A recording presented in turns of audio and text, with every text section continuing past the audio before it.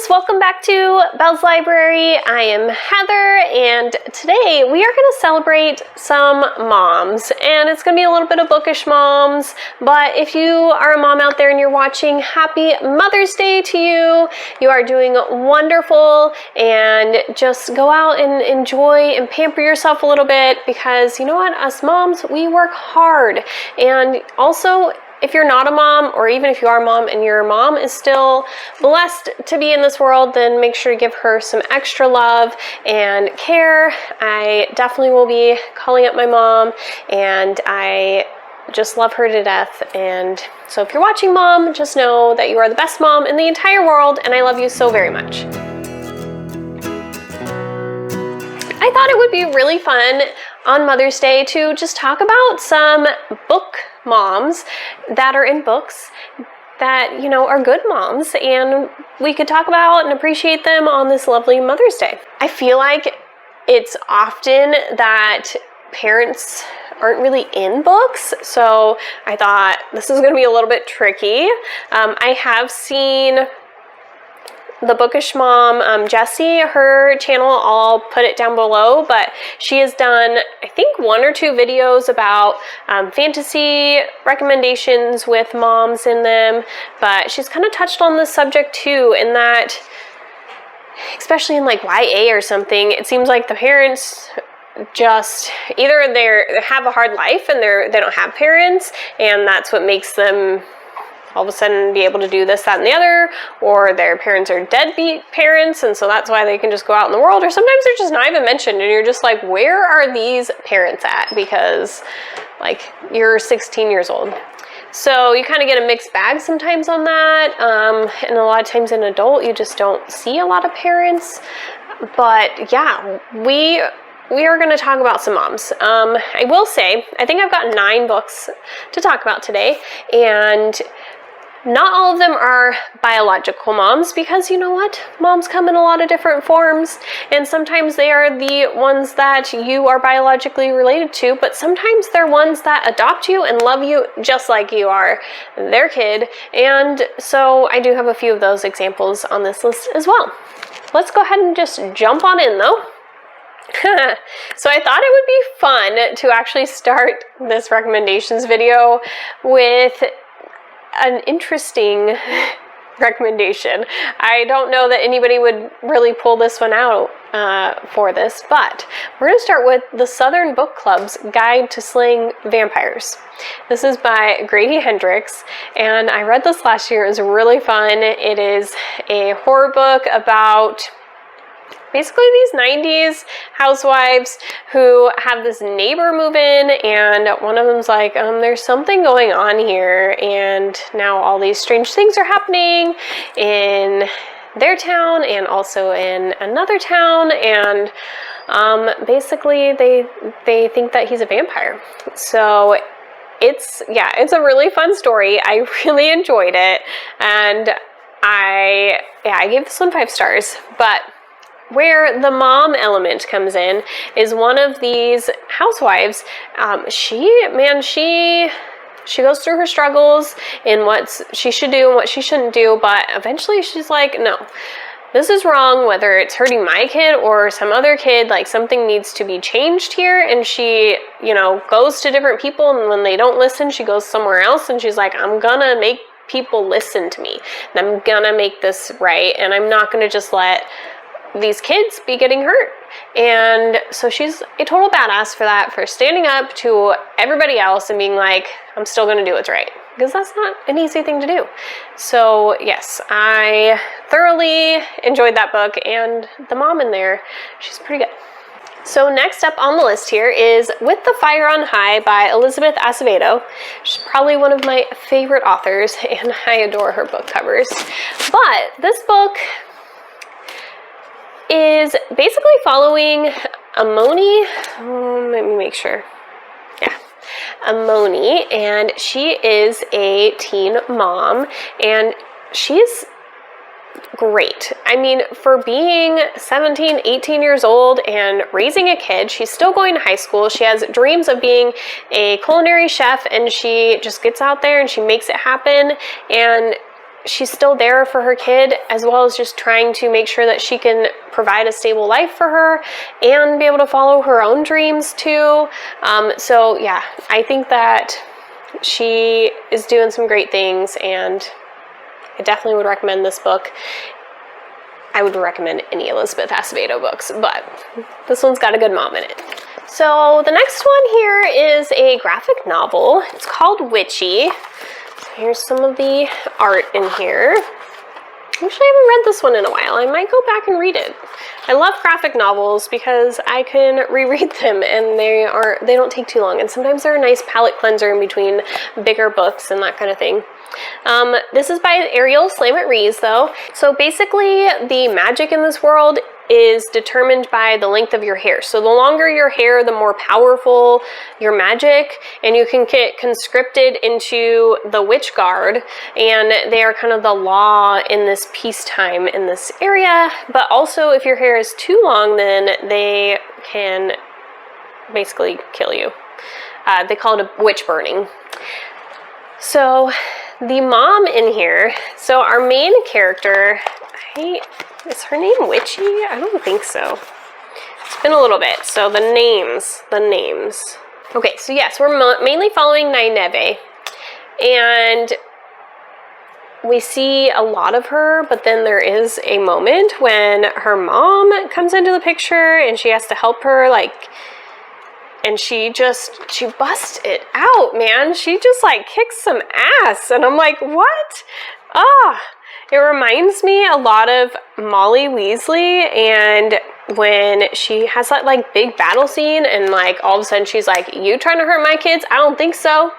And she just it looks like this typical house mom, but then all of a sudden she just busts people up. I'm trying to find the scene, see if I can. That's basically this mom, and she's there for her kid, and she's a single mom, and she just does all these good things, and then, she helps her when she needs it. So here's the main scene, but look at her. She just she looks like a total badass right there. She's yeah, don't mess with me. I don't know. Anyways, so that's a fun one with a good mom in there, and it was just an enjoyable little scene that stands out to me still in that book. So the next couple ones I think are ones that it's not necessarily the biological mom, but I went ahead and put Well Met by Jen DeLuca in here, and the mom is in the picture in this one, but we're mainly following the aunt here, and her name is Emily. And so Emily comes and helps her older sister out with her young daughter, who I think she's 11, 12, 13, somewhere in there. And her older sister gets in an accident, and she can't really walk, and she's trying to do all this rehab, and she can't take care of her daughter. And so Emily comes to stay with her, and she's basically this awesome aunt who decides to sign up for a 6-week-long Renaissance fair during the summer so that her niece can go and do this, but they have to have a parent chaperone there. And then they get to know each other more, and she's just a great role model, and she's just yeah, let's do it. And it's not just the 6 weeks. They have a lot of training and setting up and different stuff before the actual Renaissance fair. So she's putting a lot of time in, and she just dropped everything, and she's yep, I'm here, I'm doing it. Also, great sister right there, right? But she's definitely kind of a mom figure for this young girl until her mom can get on her feet and back running. And I'm sure even after that, she's going to be there in her life for that. And then we have Serious Moonlight by Jen Bennett, which also has another aunt. Now, in this one, Birdie, her mom and dad have passed away, so she's living with her grandparents, and they're very strict, and they keep her at home a lot, and she's just very sheltered. That's the word I'm thinking of. But she also gets to know her mom's best friend, and she lived with her and her mom when she was little, and she's very close with her. And basically this aunt has become someone she can go to no matter what and talk to her about anything, and she's a subsequent parent for her because she can't talk to her grandparents as much, and it's one of the few people that her grandparents do kind of allow into her life as well. And so definitely have that kind of mom role happening there in this book. This book is also about Birdie. She meets this guy before she starts working at a hotel, and it's kind of an awkward encounter, and then she ends up going to work at this hotel. It's like a new job, and lo and behold, our guy friend is there working as well, and so, you know, kind of had to get over their little awkward encounter. But from there, they end up striking out, and they're actually trying to solve a mystery in the hotel together about the strange guy that comes in and what he's doing there. And they think he's like this author that doesn't let anybody know what he actually looks like. So they're embarking on that, and it's kind of a fun little YA contemporary romance. The next book we're going to talk about is The Girl Who Speaks Bear, and this is by Sophie Anderson, and it's a middle grade. And we have this girl, basically she's found in front of this bear cave when she's a baby, and she's adopted by her mom, and she's raised by her and loved by her, and she loves this person back. I can't remember her name exactly, but basically our main character ends up growing bear legs one day, and she wakes up and she's like, oh my gosh, my legs are like hairy and big, and like what is happening? And she ends up journeying into forest, and she's trying to figure out what's going on, but her mom is there and she's supportive the whole way, and she tries to find her, and she's just there for whatever she needs. And it's really sweet to see their relationship and their dynamic, because you can tell that they're close and they're loving, and it's a great relationship there.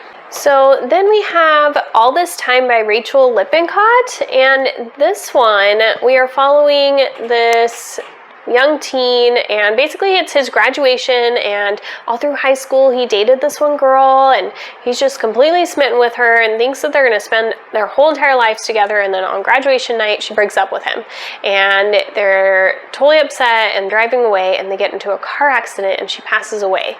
And so he wakes up and from like a coma, and he's trying to deal with this and deal with his injuries, and that's kind of what the story is about. But he also has this mom, and she's trying to help him and deal with his grief and help him recover and get out of the house. And she's just there, and she's constantly just trying to help him in any way she can. And it's just really sweet to see that relationship, and she's just always there and doing what she can.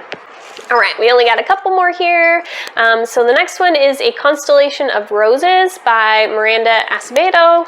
And this one is kind of a magical realism book, and we're following our main character, Trix, that's her name.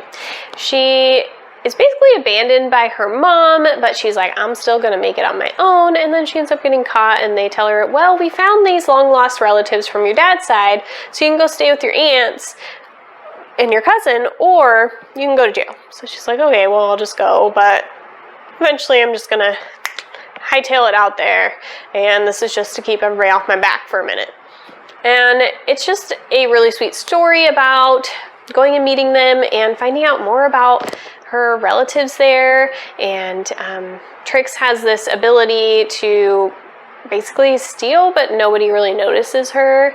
And her aunt has this ability to bake these pies that seem to cure all ailments, and her cousin can touch people and know their secrets. And so they all have like this slight gift to them, and she gets to know them, but her aunt is just there. She's so supportive of her. I mean, she didn't even know this girl existed before, and she just takes her into her home, and she tries to help her and love her and help her, you know, set down some roots if she can, and help her deal with her past and what's happened in her life. And it's really sweet, and I really enjoyed this story. And the last one is She's Too Pretty to Burn, and this one So this mom relationship kind of is in the story a chunk, but it doesn't like super take over and you don't get a lot of fluffy feelings going on.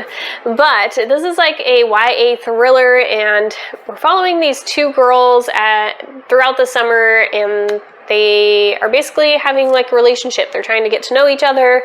There's a lot of other circumstances going on, and they're also helping with these art installments from their friend Nico, and things kind of veer the wrong direction, if you get my drift. But Veronica has this mom who is so wonderful, and she is helping Nico, who basically he has been living on his own for a few years. He emancipated, and so every time he comes over, she's like, eat, here, take a shower while you're here. Like, she tries to help him as much as she can. And then we have Mick, and that's the new girl in Veronica's life. And Mick is struggling with her relationship with her mom, and she's not sure what to do. And so she's trying to like just be there for her as well. And then her and Veronica just have this great dynamic, and they goof with each other. But then she's also like, no, I'm still the mom, so if you're messing up, you're gonna know it, you know? So it's like an open relationship where they can talk about a lot of things, but also to where she's putting up boundaries like, I'm still your mom and you're still gonna do this, and you're not just gonna get away with anything. And you know, and she's just helpful. She helps Mick so much and trying to figure everything out, and she's a great mom to not only her own daughter, but really to reach out and try to help others as well. And so that was a really great mom in that book.